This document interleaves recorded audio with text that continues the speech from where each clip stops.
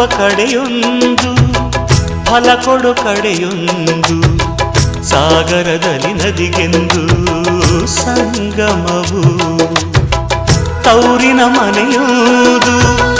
ಗಂಡನ ಮನೆಯೊಂದು ಹೆಣ್ಣಿಗೆ ಇದೆಯೆಂದು ಜೀವನವು ತಂದೆಯು ತಾಯಿಯು ಅಣ್ಣನು ತಂಗಿಯು ಎಲ್ಲ ದೂರವು ಹೊಸ ಮನೆ ಹೊಸ ಜನ ಹೊಸ ಹೊಸ ಬಂಧವು ಅಲ್ಲೇ ಸಂತೋಷವು ಮನೆಯ ದೀಪವು ಬಾಳ ಸಂಗೀತವು